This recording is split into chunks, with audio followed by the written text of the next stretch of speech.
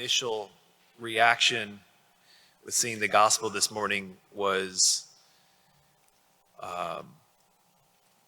like, hey, it was just a month or two ago that, I devoted an entire homily on this of Martha and Mary and Martha being burdened. And it was in the series of being out of balance. And so I was like, no, initial reaction is just right away going to the first reading.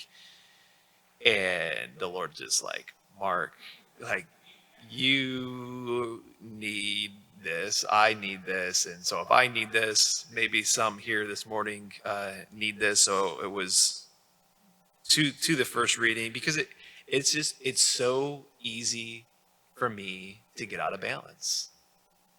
It's so easy to get anxious, to get worried with the number of things and responsibilities of things floating around.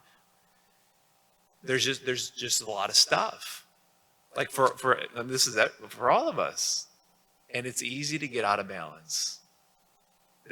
And I heard someone, I can't remember where it was, of someone saying what Martha should have done is she should have threw like an egg bake or a casserole in the oven and let Jesus have that. Is what she should have done, and spend time with him. But she just wanted everything just to be perfect and top notch, and the casserole wouldn't do.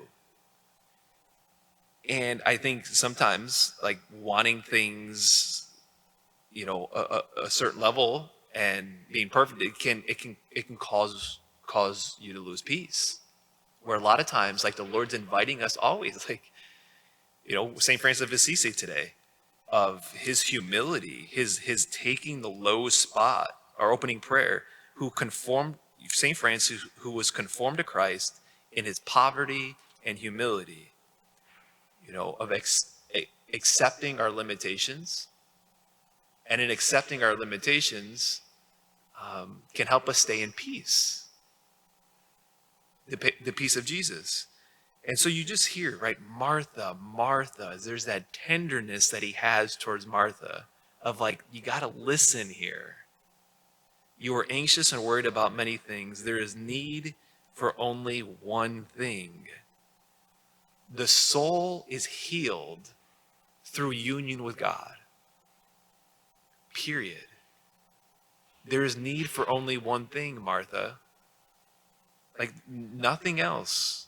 So I think it was in that homily, right, a couple months ago, I cited statistics of the number of vacations that are going up, like, right out of COVID, and, that thought of, man, I need a vacation.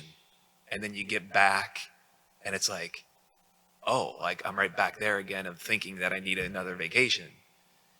And that is, like, the Christian tradition, the way, like, we would understand it is that rest is not something that one goes and tries to get and obtain. Now, there's a level of that, like, you need to take time to get rest. But what's more so is, like, the deep of abiding rest that one can have, that the saints had in the midst of doing tons of things, is that the thought that rest is something that's imparted to us by the divine.